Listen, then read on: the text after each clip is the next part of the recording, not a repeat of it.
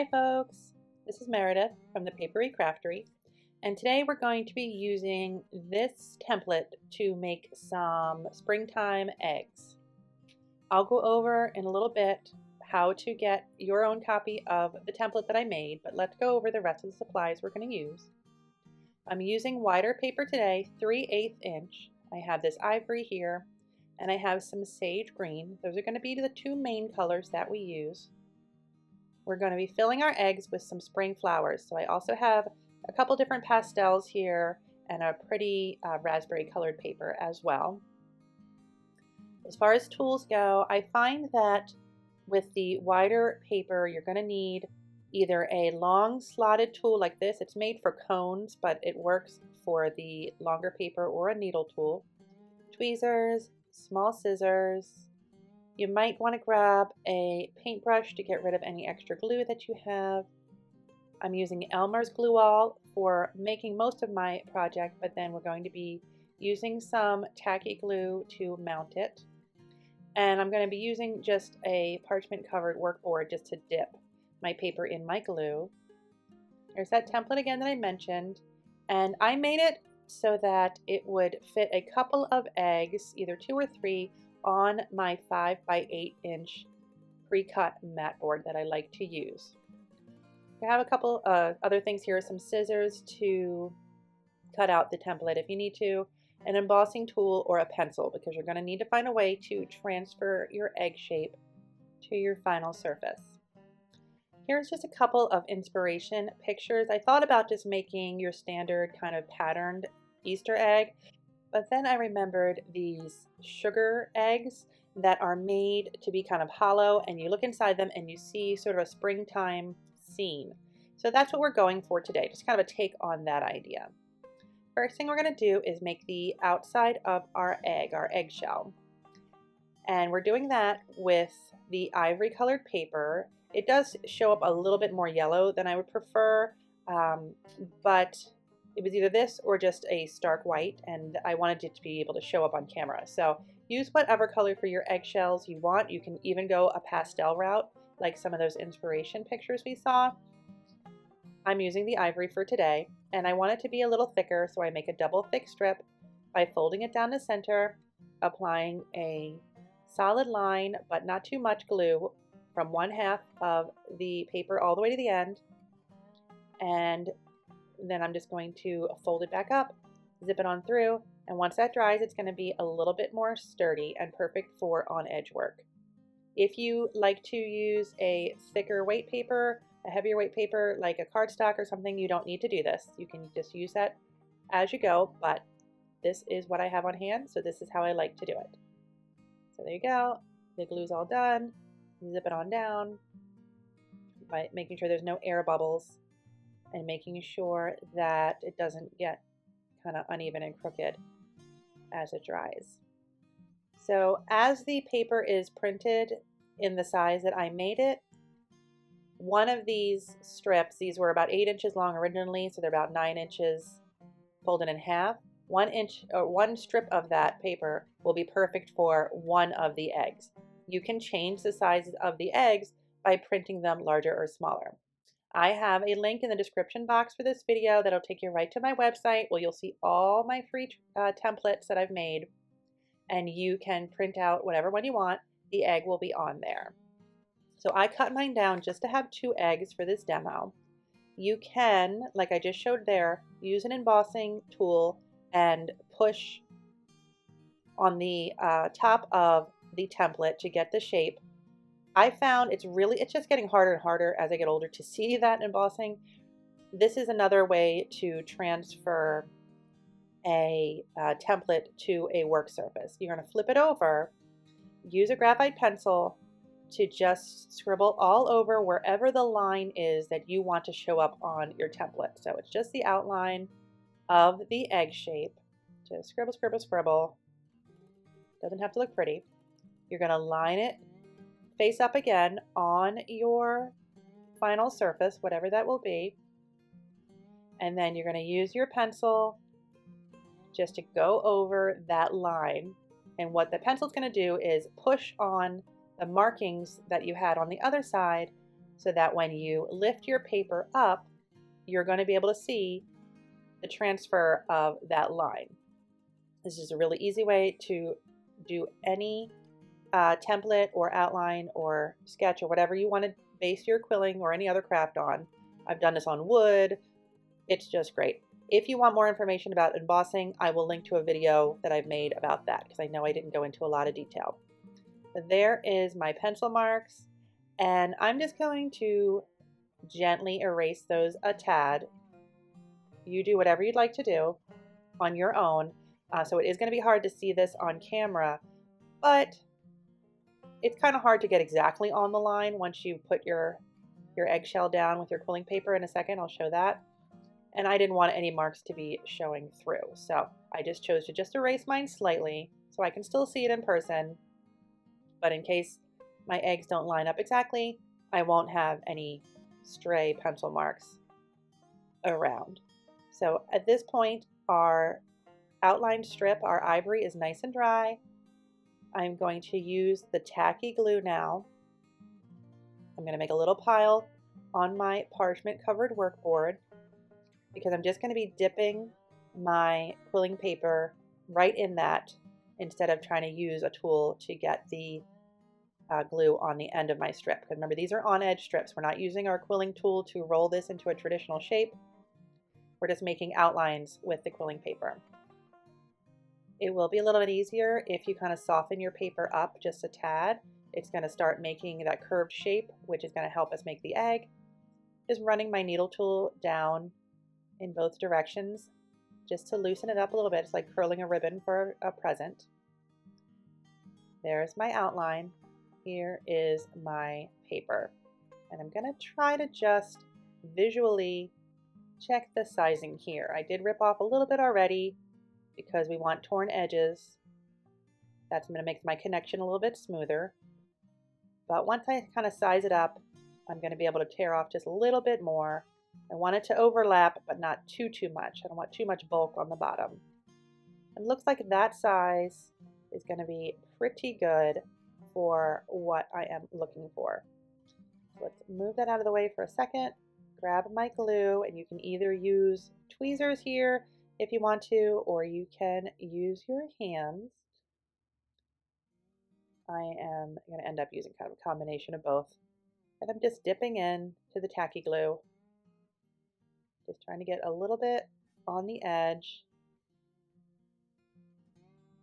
Tacky glue is going to allow our quilling paper to set and stay a little bit faster because it's a little bit thicker than your standard white glue. And then I'm just tapping off any excess because you really just need the smallest amount of glue with quilling paper. You don't need a lot at all. I'm going to start with what would be the top of my egg first, and eggshells sort of have a more narrow side and a wider side. So, do the best you can. If it ends up just being a full oval, people will still know their eggs. It's okay. You don't need to make yourself crazy about this. But I've just found if I start at one side and then sort of line everything up as I move down, that tends to work the best. You don't have too much time to wiggle around with this. Doesn't need to be perfect. And then once I get to the bottom where it's going to overlap, I'm going to use, I thought I had a toothpick handy, but it turned out I did not. So I'm going to end up using my needle tool with a little bit of glue on it just to get between those two little layers at the bottom where it overlaps. Just add a tiny bit of glue in there, and then you can use your tweezers again or your fingers, whatever works. Just kind of gently press that to close. And that is going to be the outline of your egg or your eggshell.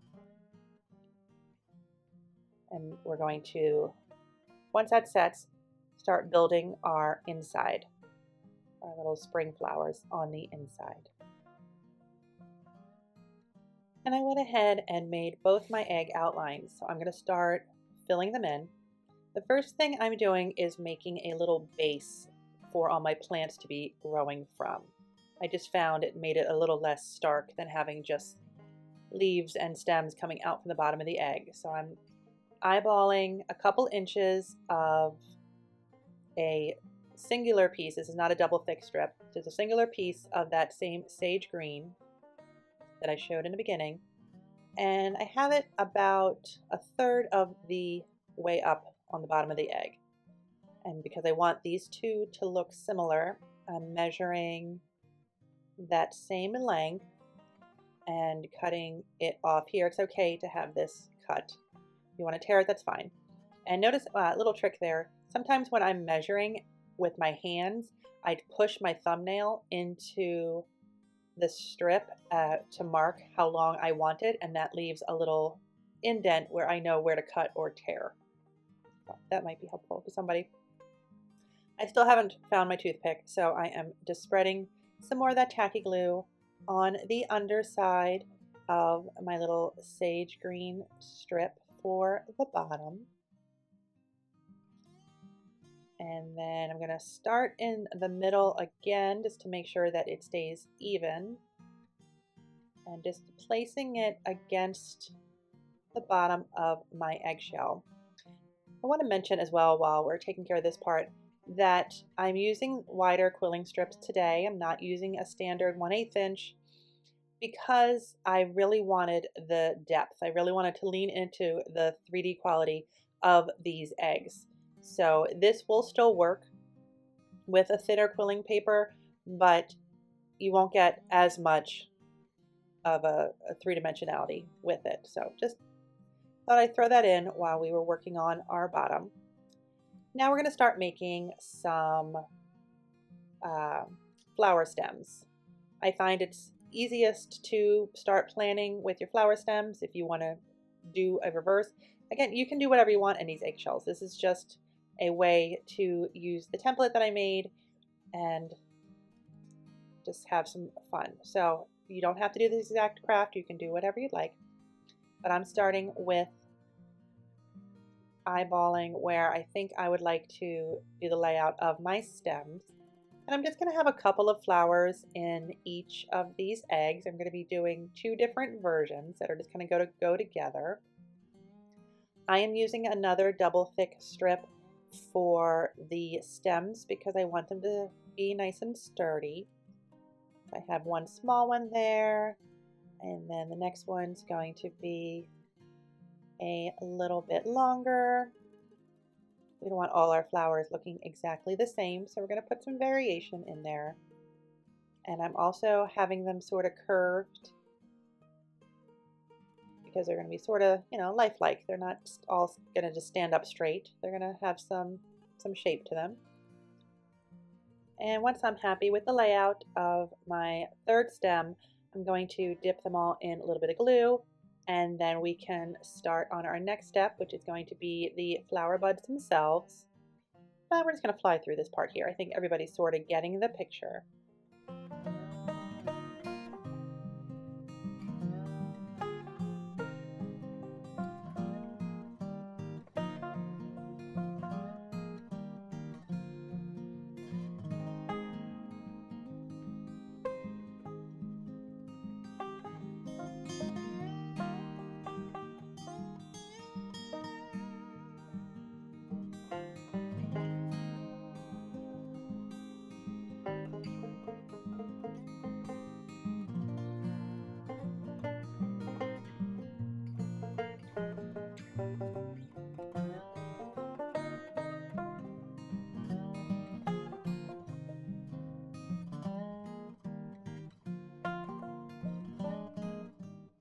So both my eggs now have their stems, and we're going to be starting on one side of the flowers, which is going to be some tulip shaped flowers. This is a very basic outline. There are more than one ways to do this. I have a whole other video on making tulips from years and years and years ago. This is just sort of a tulip outline we're going with here. So what I did is I cut about 3/4 of an inch of this really pretty paper. This is a color called raspberry. And I'm just adding the smallest of thin lines of glue right on the edge. And then I am just going to gently have the two edges meet. I find it's easiest just to use some tweezers to hold this to set. We're just making just a loop, a very small loop of quilling paper. This is going to be the smallest of the 3 tulips that I'm going to be making for this egg. Just hold it for a couple of seconds just so that paper can set. That's the shape we're looking for. And then we're going to do a similar size cut. We're going to end up shaving some of this off, but it's just a place to start with. And on one end of this second piece, we're going to just do a tiny bend. The size of the bend is going to depend on the size of your tulip. So a bigger tulip is going to require a little bit of a bigger bend. Like I said, I already know this is a little bit large, so we're going to trim some off already. And then I'm going to use my needle tool and just kind of rub it on the other end of that strip just to make a nice curve on the bottom. So we have a fold on one side and a curve on the other. And when we put that next to the loop we just made, the two together are going to give the impression of a tulip shape. So let's zoom in a little bit here just to get some close eyeballs on this. There's the loop I made. And I like to position it so it's towards one side of the stem, not right in the middle. And then I have my other piece here that's going to buddy up right to the side. The stem is going to kind of come right between these two pieces. Once you line them up, you might realize, like I just did, that your bend is too big. You'll be able to tell. It'll just look kind of silly. Once I glue that down and turn this a little bit, we'll be able to see. I'm still just dipping into my glue. But once you get the two of them together and you hold them really tight while they dry, these two just outlines together are going to look like a little tulip bud just starting to open up.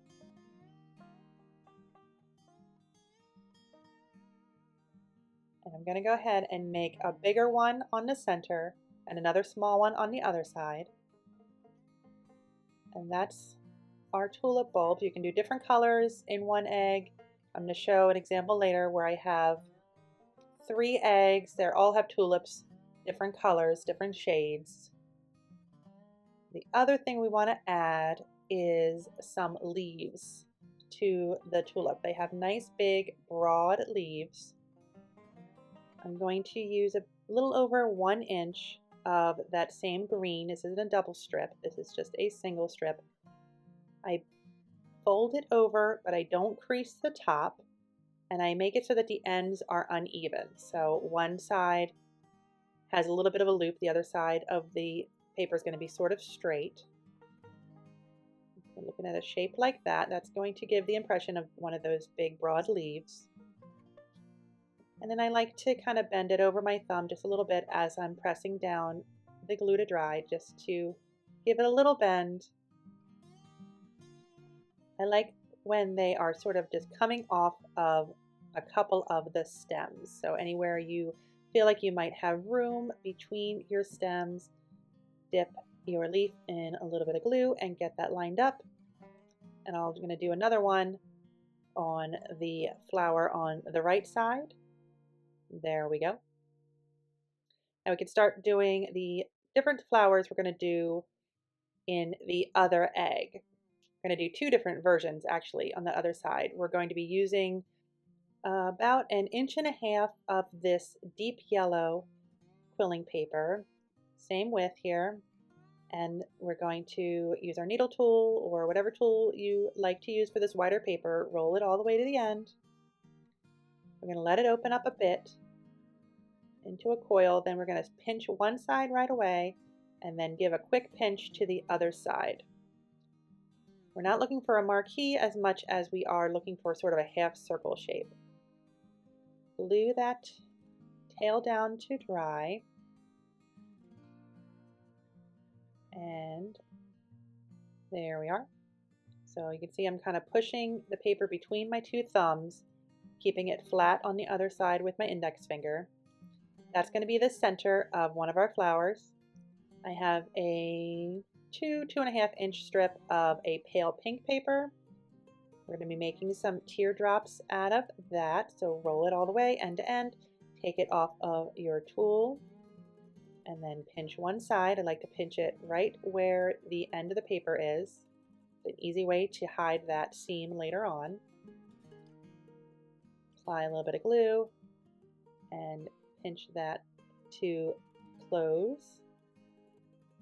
You're going to need 3 of these pink teardrops for each of this type of flower. And then I'm also going to be using about an inch or so strips of a pale yellow color that I'm just going to make a bunch of tight coils, which is just rolling it all the way up but leaving it on your tool and gluing the end closed before it opens up.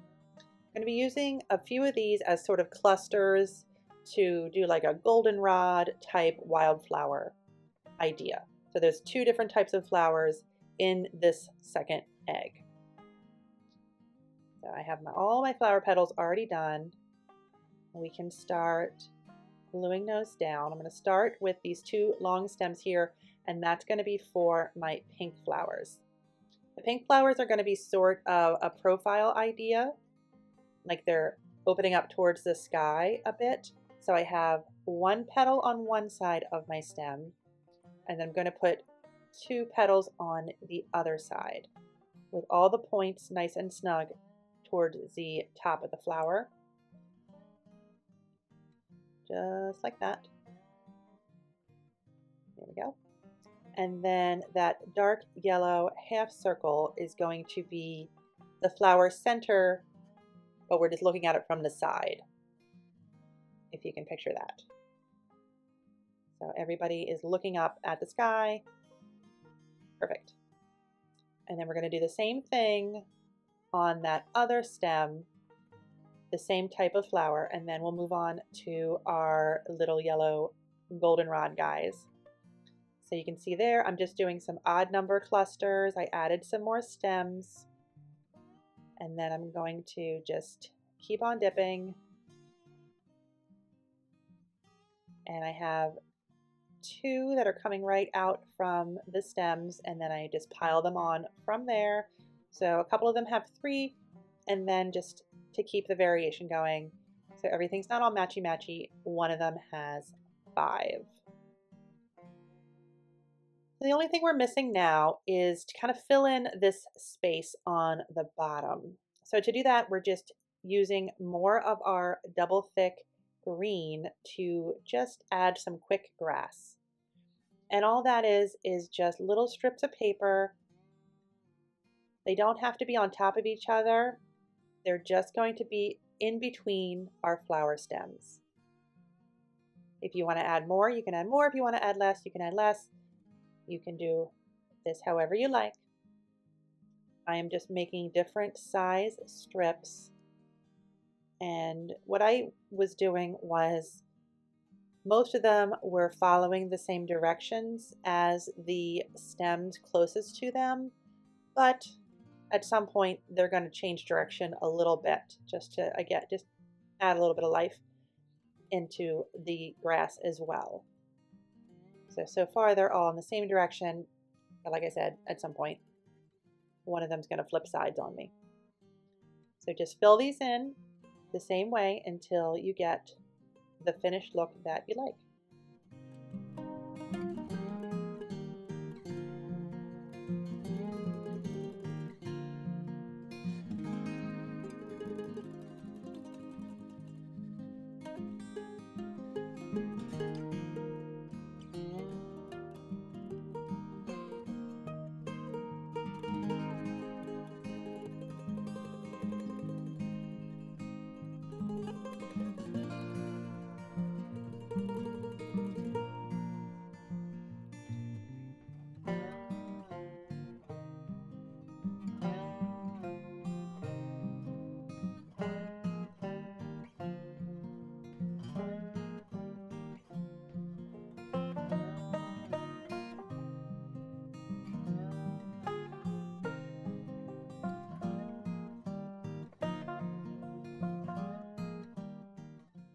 with one more little piece of grass on the right side edge of my tulip egg. We're all done. That is going to be it for these little panoramic Easter eggs. I had an idea after I was done. If I had more time, I would have loved to do this, but picture back the inspiration eggs. They had a lot of decoration on the outside as well. You can add something like, it's going to hold up the old example, but I made some lace hearts a few years ago. I thought it'd be really pretty to do something in the same idea with that same decorative edge around the outside of the egg. I thought that would be really pretty as well. I don't know if anybody gets my vision on that, but I wanted to mention that before we finished up on this project. Here's some other examples. There's the one with the different colored tulips. This one has those same kind of wildflowers, but I added a little butterfly and a little honeybee on one of the flowers to add a little bit more detail in the top there. Had a lot of negative space. It needed something. I like these ones as well. I hope this project gives you some springtime inspiration. Please leave any questions you have in the comment section, and I'll get back to those as soon as I can. You'll find links to everything I mentioned in this video, tools, supplies, and videos, as well as the template in the description box. You'll also find there a link to my Buy Me a Coffee page where you can find some quilling extras and some ways to support the channel and keep it growing. It definitely allows me to keep making these videos and is always greatly, greatly appreciated. In the meantime, don't forget to like and subscribe so you can be around for my next video, and I'll see you then. Thanks so much for watching. Bye-bye.